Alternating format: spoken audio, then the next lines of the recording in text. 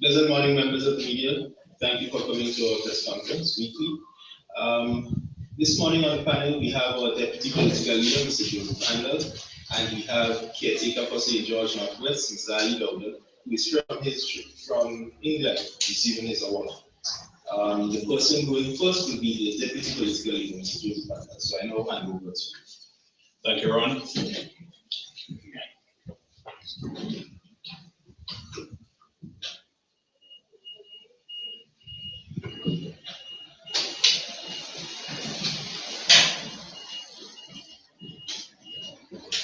Thank you. Good morning to members of the media, my colleagues at the head table.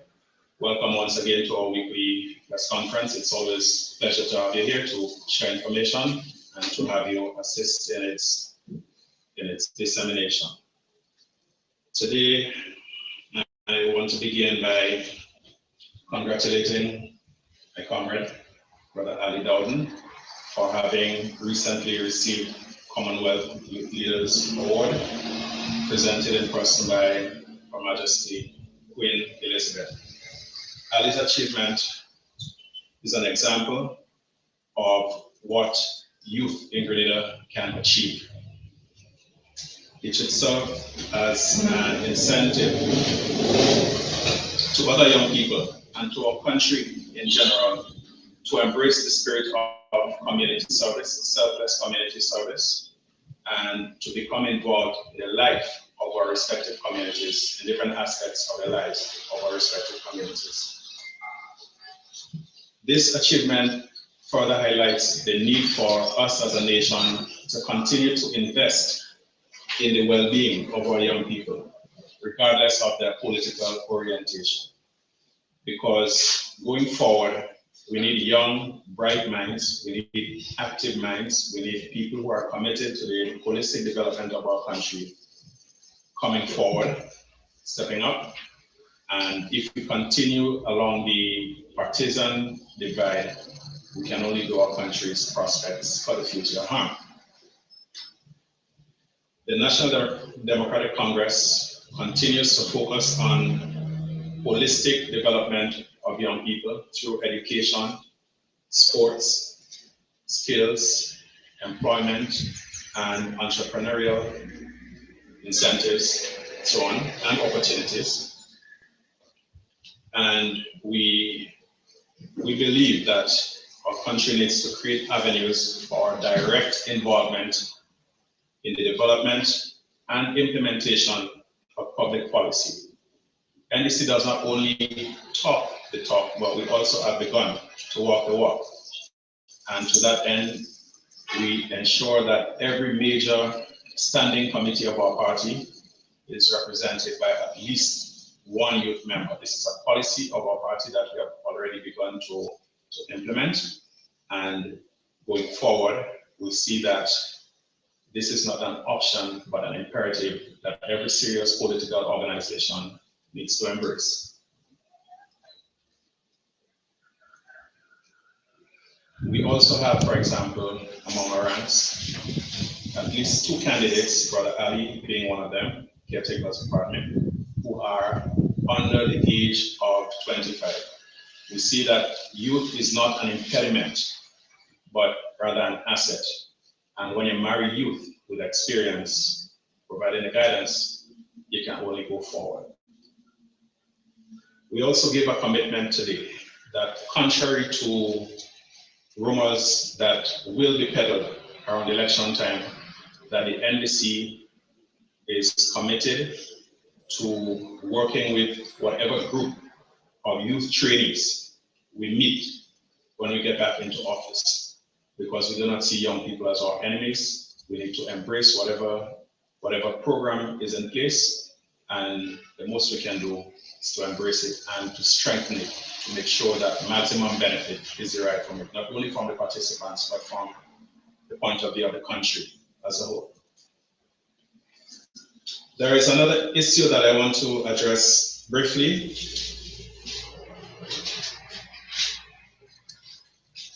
And it is a press release from the Grenada Bankers Association informing the nation that effective August 1st, 2016, the banks will be charging VAT on specific banking transactions on behalf of the government of Grenada. We believe that it is the responsibility of the government to make that information available to the public. We should not be depending on information provided as a courtesy by the bankers. It is a right of the citizens to be informed of measures that will affect us, especially that will continue to affect the pockets of the working people of our country and of ordinary Grenadians in general. This is an additional burden that the people will have to bear, and we continue to stress that we cannot tax our way out of this situation. Government needs to get creative, needs to finally start implementing its much talked about new economy. That is the only way we are going to start to move out of the situation that we are in, not by squeezing people's pockets mercilessly, as has been the case over the past 3.5 years. National Democratic Congress continues to be concerned about issues plaguing the Citizenship by Investment program. We all know of the continuing saga with Mr. Charles Liu and his wife, Lisa Wan. We are aware of all of the attempts by different government officials to obfuscate the matter, to throw mud in the water, and to have the citizens of our country confused.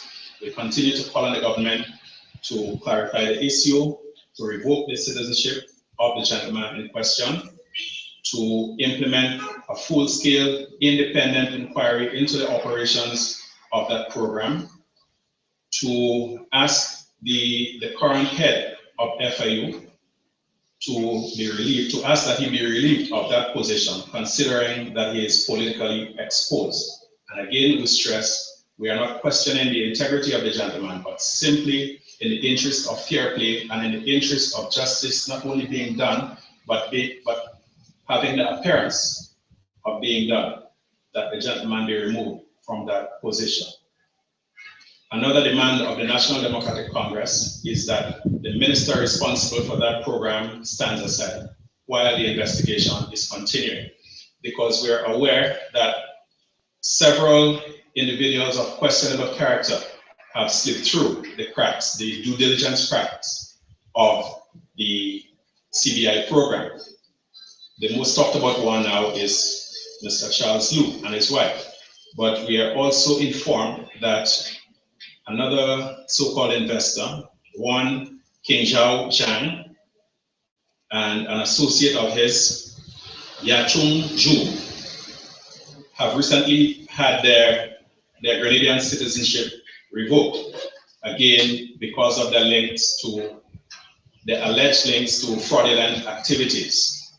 And while the government, they want to claim that they have revoked the citizenship, the fact that these individuals were able to come clean with the vetting process that they were submitted to, it shows that the vetting process, that the due diligence process is woefully lacking. And until and unless the government can come up with measures to ensure that we do not get entangled with such characters to continue to tarnish the image of our country and damage the investment prospects of our country, we believe that this investigation must go ahead, that the minister must step aside while it is being done. And we finally call on Dr. Keith Mitchell, again, the person responsible for the CBI program, to obey the law of our country. The law states clearly, the Citizenship by Investment Act of 2013, Section 15, states that the minister responsible for the program, in this case Dr. Mitchell, must file a report every 6 months with the Parliament on the operation of the program. Over 2 years have gone by, and to date, Dr. Mitchell has not submitted a single report to the Parliament. This is an obvious case of contempt for the law that he himself has pledged to uphold and that he helped to implement. So these are the demands of the NDC, that a comprehensive review of the program be done, that Mr. Pierre not be used as head of the FIU, given his status as a politically exposed person, that all rights and privileges granted to Charles Liu and others implicated in that alleged scam be withdrawn, and that full disclosure be made regarding the operations of that program. Thank you. Okay, you just heard Deputy Political Leader outlining the party's position on youth, the position on the Charles Liu saga, and other issues relating to our nation's business. So I'll now hand you over to Magali Dublin, who will give his updates on his prestigious award.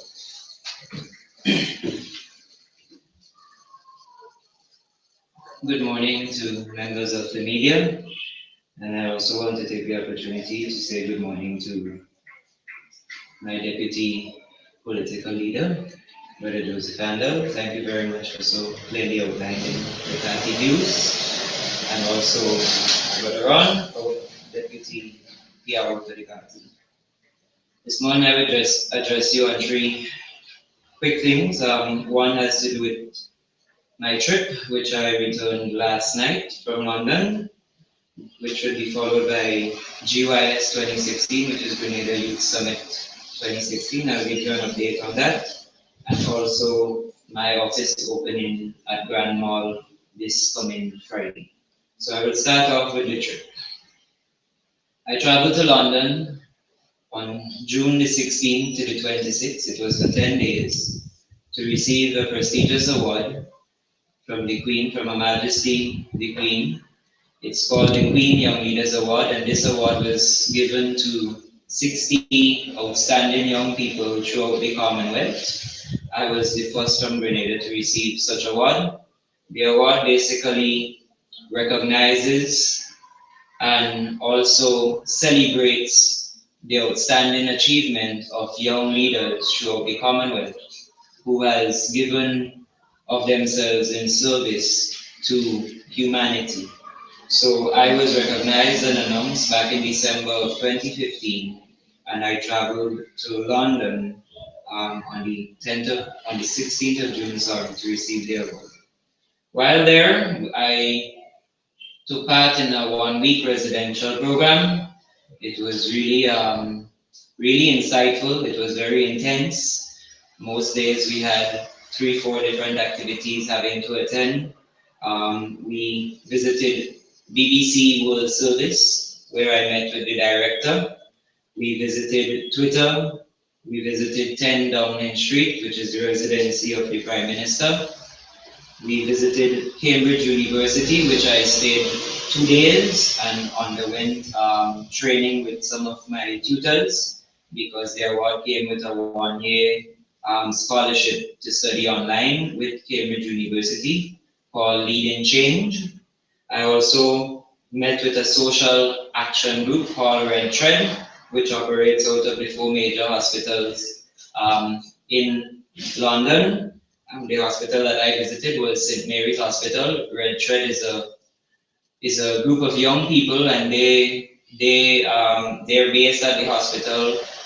They help young persons involved in gang violence. When they come into the hospital, they would intervene and they would try and assess the situation of a young person and try and find them help.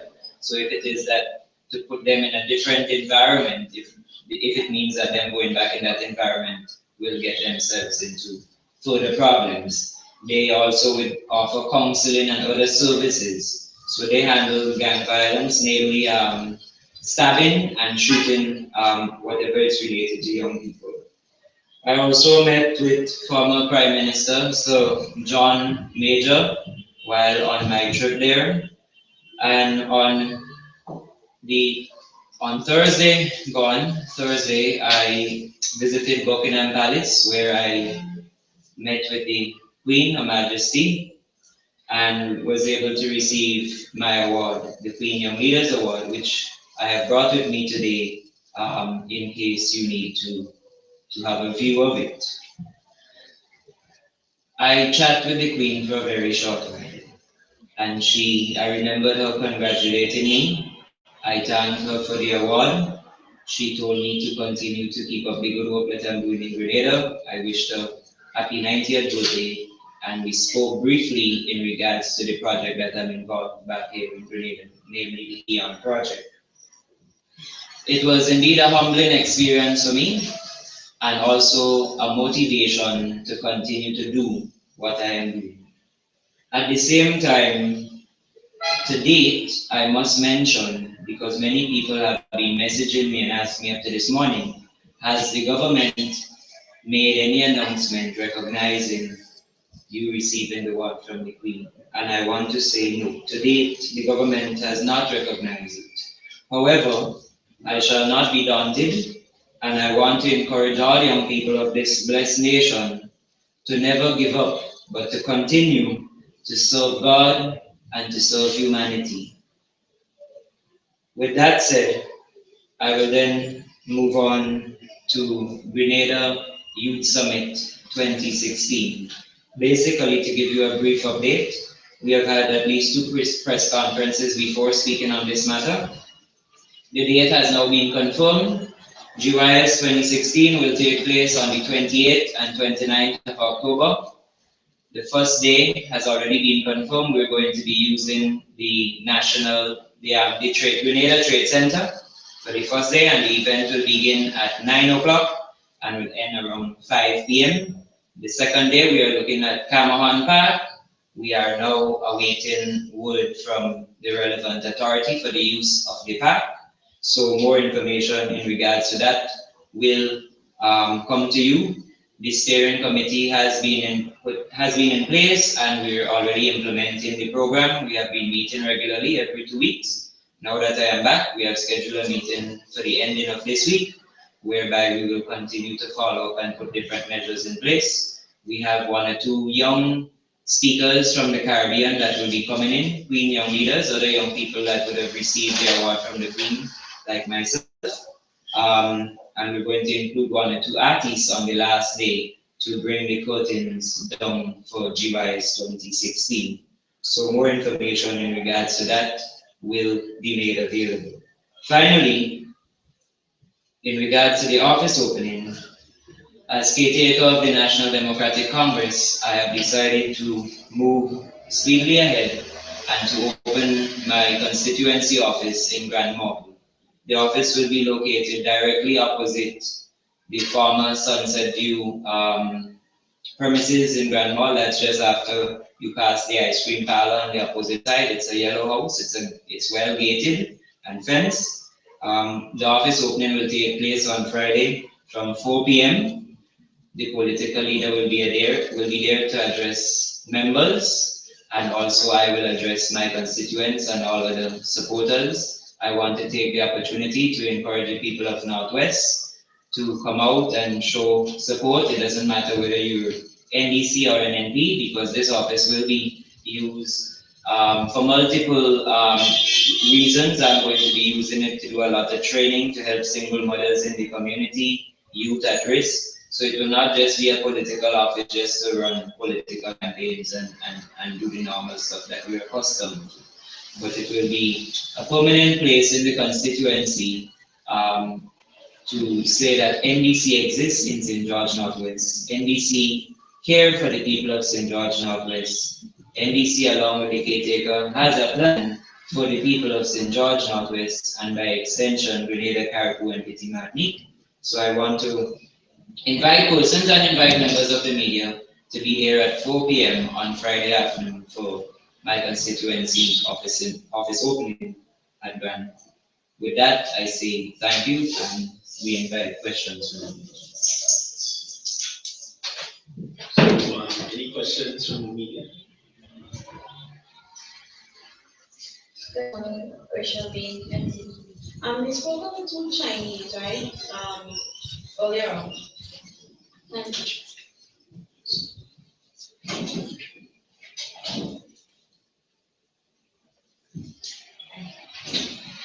We spoke of the two Chinese earlier on, Lester and Tanzania. The names. Yes.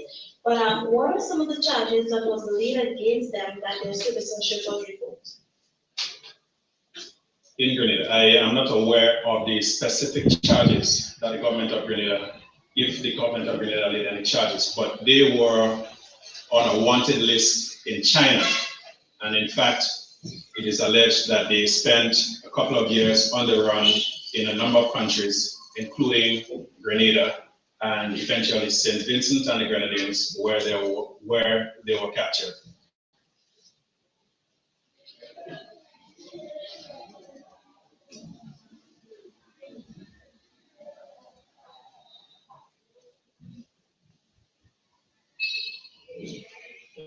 You good? Yeah, that's Okay. So this issue came on the heels of the Charles Wu story as well, right? So how does that reflect on government? Well, I think the big issue here for us is the nature and the quality of due diligence checks that are performed by the government of Grenada or its relevant agencies. And we are saying that while there is no foolproof system, if in a young program like this, so quickly and so closely together, you have these issues cropping up, questions must be raised as to why is it that this type of elements always seem to be attracted to the new National Party government. Because remember, there's a history of that. These are not new matters rising up. I don't think that we need to go into the previous reign of the NNP and all of the problems associated with the CBI and also with the offshore banking sector of that period. So that is why we keep insisting that a complete review of the program be done to try to eliminate as many of the loopholes and cracks as possible. Because once a country loses its good name, then you will not be able to attract credible and legitimate above board investors. And it is in everybody's interest. This is not a political issue. This is one that touches on the very economic survival of our country. And so we're calling on everyone to cast aside political colors and to see this for what it is, an issue that can potentially threaten our financial existence. Okay, what do you recommend as it relates to the due diligence? And if your party was in government, what would you do to keep this issue from repeating itself? Well, first of all, the government has to ensure that whichever person or agency they employ to conduct this due diligence, that such person or agency has the necessary tools, contacts, and experience to do that. And whenever situations come up, whenever they uncover situations, one should not try to deflect attention away from it or try to play down the significance, but to act on it, and to act on it in a decisive way that indicates to potential investors and to those who have nefarious ideas in mind that such types of activities and persons will not be tolerated or encouraged in Grenada. So cover-up should be out of the question. Okay. Mr. Dowden, as it relates to you receiving your award, what are some of the work that you did in Grenada? Just to refresh, what are some of the work that you did here or still doing? Okay. Well, for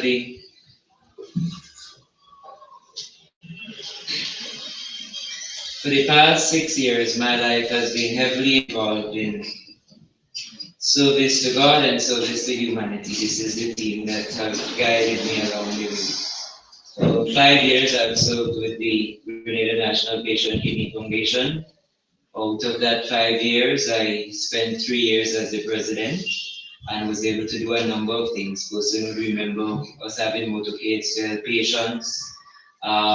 The setting up of the thrift shop in St. George's, whereby persons could contribute new and used items and be able to, we can raise funds to help with dialysis. With the Cancer Society, many persons know of my involvement there as a volunteer. and most recently the patient that I've spent the past 9 months or so in Cuba helping up until his unfortunate passing back in April. My work with the Friends of the Mentally Ill, also the HEON project, which I helped co-founded along with a number of young people last year on the 10th of January. And by the 21st of August last year, we were able to help at least 5 young people, 4 going on to TAMCC and 1 going on to NULO. And the HEON project is all about youth empowerment through education. And we help young, vulnerable students coming out of the secondary school system who would like to move on to TAMCC or a skills training center but cannot afford it. We pay for their tuition, help with their transportation, and we also have a mentoring program to help guide them along the way to ensure that they do not drop out of the system. And many persons would have known of our successful first annual HEON dinner, which we conducted on the 29th of May up at Belmont Estate. Also, my involvement since at least 2013 in frontline politics and being the youngest candidate to run here in Grenada, and all the work that I continue to do. So all of that was a part of the recognition. Congratulations, Mr. Darwin. Thank you. You just came from the UK. I don't know maybe your observations and your view, maybe about Mr. Andrews, your perspective on what has happened in terms of the UK exiting the EU. Well, for me, it was a historic event because on the same day, the Thursday, that I received the award from Her Majesty, it was the same day that the citizens of the UK went out in numbers to vote for the referendum. And so I was there to experience that. It was mixed views leading up to it, who wanted it, who didn't want it, who wasn't sure.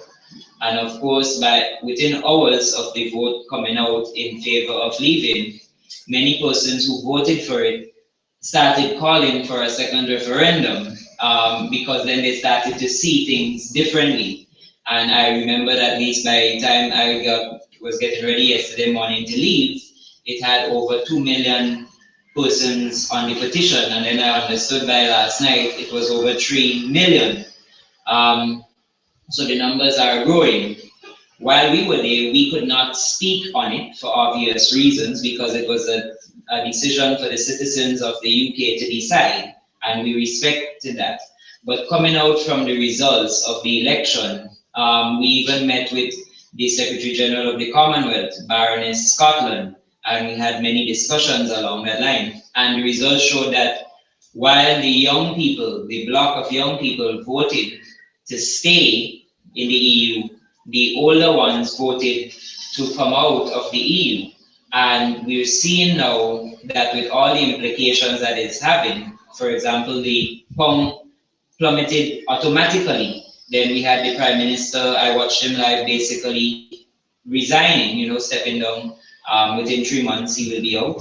And during that time, we were having discussions, and it showed that, while the older ones made this decision, and they're on their way going out because of age and other ailments, it is now the young people, the implications that is there, it's now the young people that is going to feel it in the next couple of years going ahead. So while the young people voted to stay in, however, the older ones voted to come out, but it is us as the young people that is going to feel it. And that was a lesson to be learned, and for us as young people also to open our eyes and realize what is going on, is happening around us. So that's what I will mention, and I don't know if Deputy wants to add anything.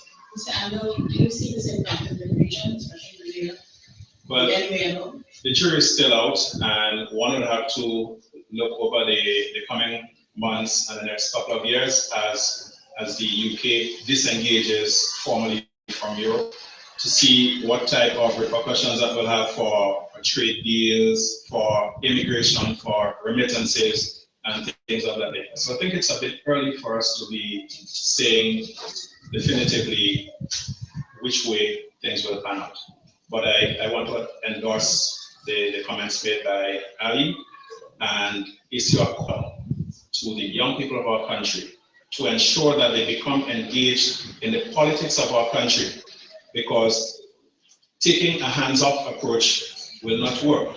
Decisions will be made regardless, and if you are not a player in the game, if you only decide to be a spectator, you will still have to live with the outcome of the game, very often to your own detriment. Just one more question. You spoke of the CBI program, the two Chinese, their citizenship revoked. One may say, or they may think that it's actually because of due diligence that this happened. What is your opinion on that? Well, one can say anything, but the due diligence is supposed to be a preliminary measure. Okay, and as I mentioned before, there is no system that is foolproof. And in every case of exposure, it has come not because of the actions of our people, but out of measures taken in other countries, in third countries, and we subsequently learn of it and take action. So again, this is not to castigate our local officials who may be engaged in it, but to call on the government to make sure that everything is done above board, that we know who it is we are letting into our country, giving our passports. And it brings into question the decision that was taken by the government shortly after the passage of that bill in 2013, when Minister Steele, I think it was, went back to the parliament within a matter of weeks, removing the requirement that the particulars of the applicants be revealed to the nation periodically. So all of these things, they tend to put that program under a cloud. And that is why it is so important that all of us as citizens call on the government to operate this program in an above board manner, but moreover, to conduct an urgent and immediate, open, transparent inquiry into its operations, and to take the other measures already recommended. Thank you very much. That's it. Okay. Thank you very much, members of the media. We look forward to you next week, same time.